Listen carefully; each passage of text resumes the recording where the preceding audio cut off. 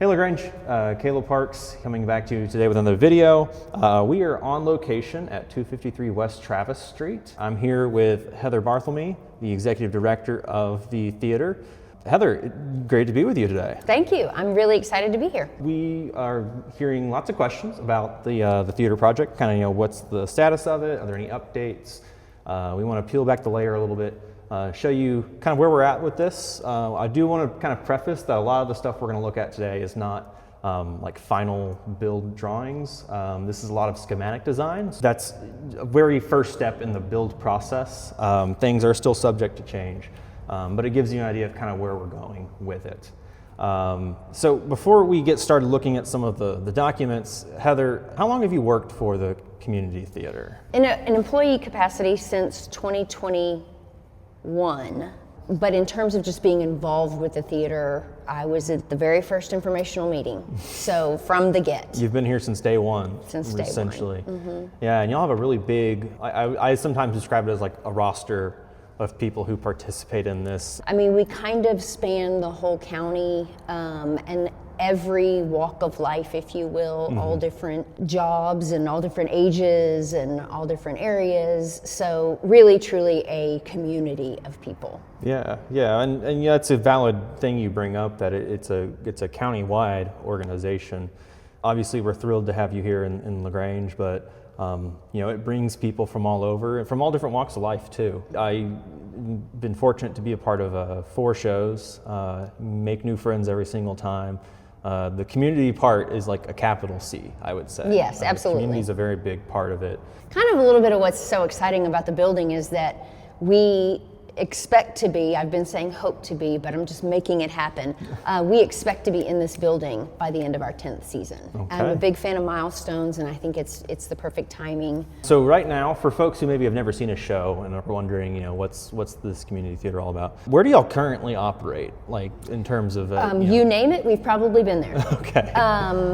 Like I said, season 1 started in 2017, and up until COVID, all of our shows were at Casino Hall. Mm-hmm. And then, of course, with COVID, everything sort of stopped for a little while, and then we found the amphitheater so we could be outside, we could have distance. Mm-hmm. And it really worked out because when COVID sort of subsided and people started getting back together again, as you know, Casino Hall had a boom.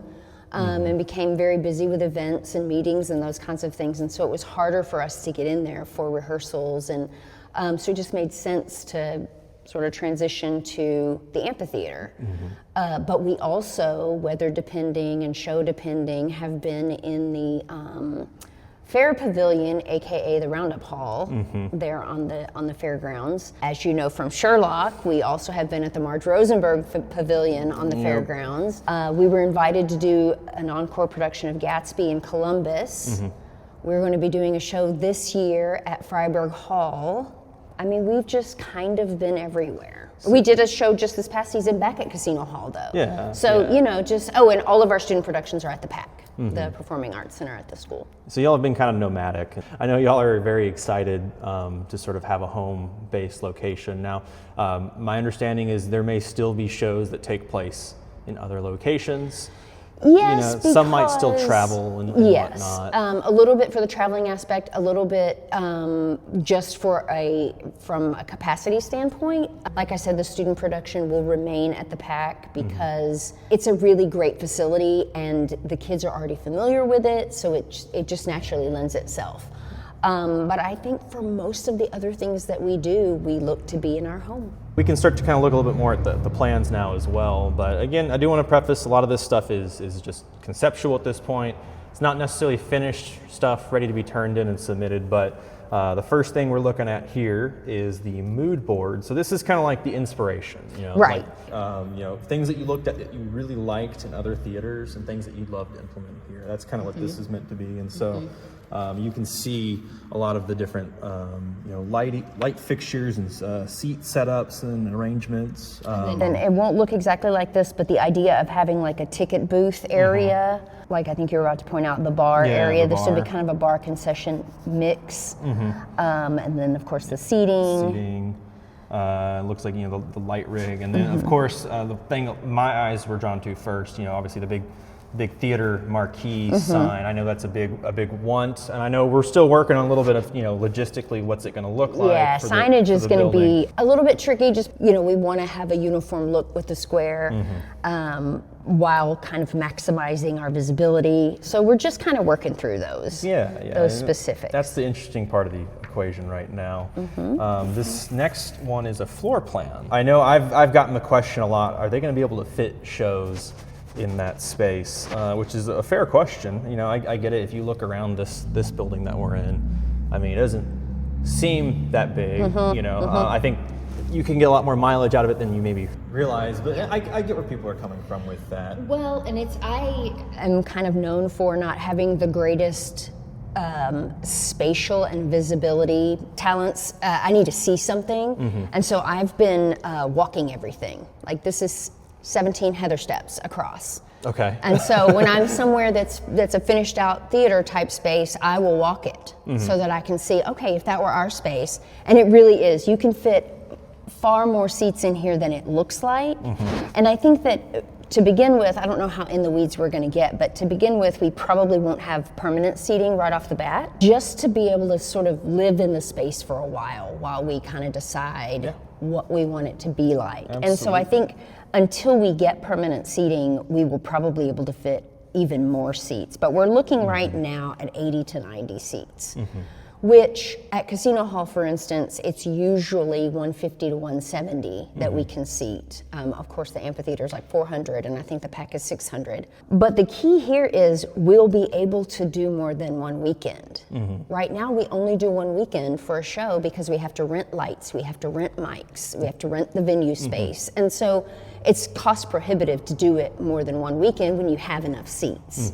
And so here we'll be able to do maybe a 2-weekend run, so 6 shows instead of 3, and still have the same seating capacity. And we have people tell us all the time, oh, I had wanted to go to that show, but we were out of town that weekend. Yeah. So I think it'll actually be better than doing the one weekend. And I feel like this will be a little bit more of an intimate space to be able to, experience the live theater. Looking, you said the 80 to 90 seats or so, kind of going across. I know this is like the front of house area. So where we're currently standing is kind of the future front of house area. Yes, and to help me with my visualizing things, the bar concession area will be between these two Agnes of God. The stained glass windows. And then, over to where like the shelving is. And it'll be bar concession, and then there'll be a spiral staircase up to a mezzanine level that'll hold all of the technical light, sound, etc. your tech so area. that's kind of what this section. This right here is kind of right where we're standing right now, and then over here on the wall is your restroom area. Two regular restrooms and an ADA restroom. And then as you come in the door, if you were to go to the right, that's where kind of we'll have like a little ticketing area, and maybe just like a little seating. So you can really pack a lot more. So much more than it looks like. Than you think about until you kind of get down to measuring it out and kind of walking it.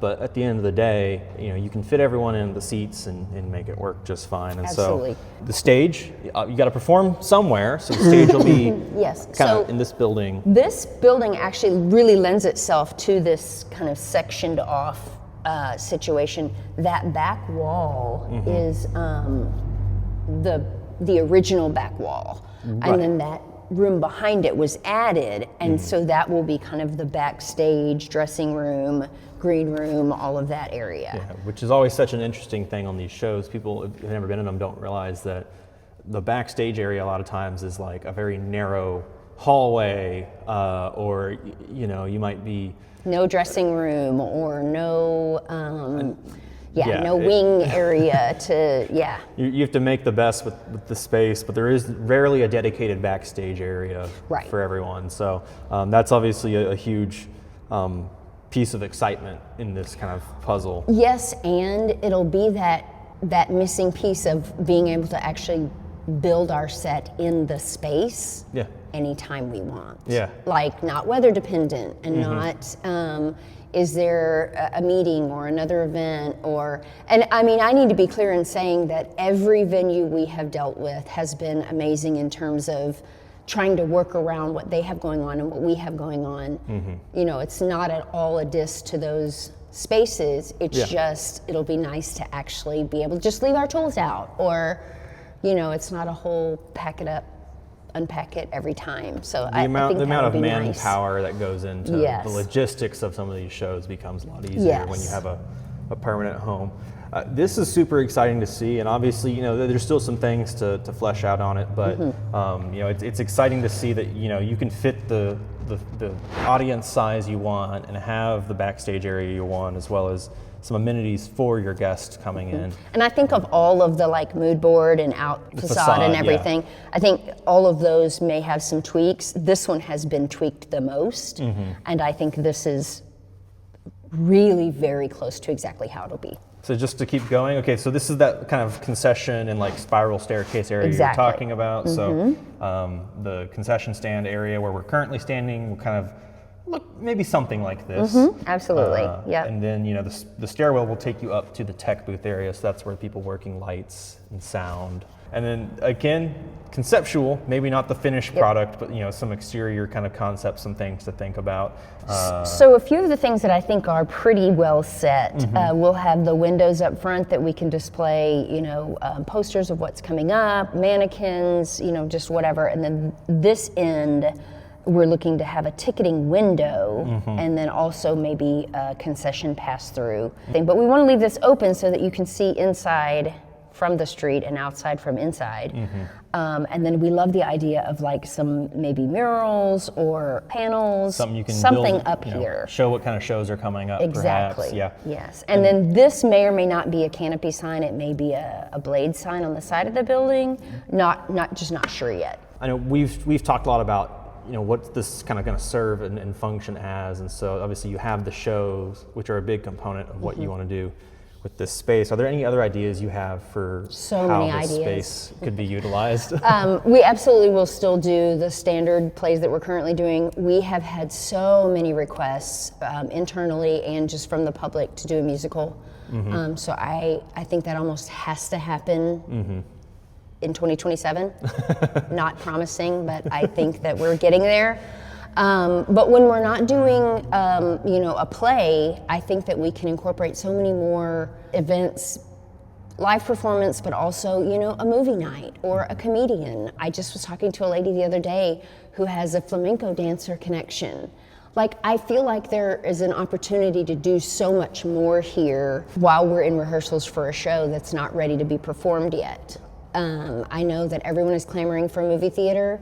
You know, it may not be an opportunity to bring like the newest, most recent release, but I think we could do some really cool things with, you know, a Jaws movie marathon during Shark Week, or, you know, something fun. And Star Wars on May the 4th. Yes, absolutely. Finally, before we close it out, if anyone is watching this and thinks this is exciting, I want to help support that, how can I help make that happen? Who do I need to direct them to? Me. Okay. Call me. So no, I'm being very serious. You can send us a message on Facebook. You can email us at info@FayCoTheatre, FayCoTheatre.com, or you can call me 979-702-9368. I just was looking at our future home posters and I thought that there was a QR code on there, but there's not, so I'm going to get one on there.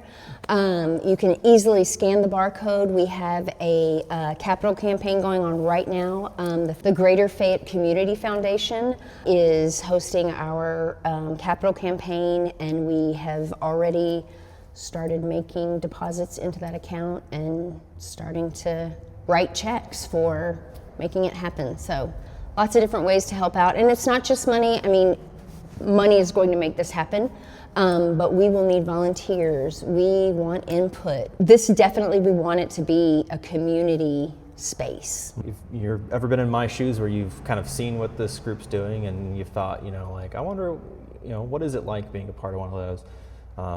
All it takes is a little bit of bravery and try it for the first time, get involved, and whether that's being on stage, whether that's helping out with the show weekends. It's a great group of people to get to know, and you know, the building community through play is sort of the mission statement. Tagline, And so, you know, that's, it's very much lived out in this group. And Well, so, thank you. That means a lot because that truly is our goal. Heather, thank you for joining us today. Absolutely. Thank you for having me. I'm really very excited to get going. Yeah, and for those of y'all who have watched, thank you for watching. And, you know, if you've got any questions, please let us know. If you want to support, please talk to Heather. And we hope to see you again real soon.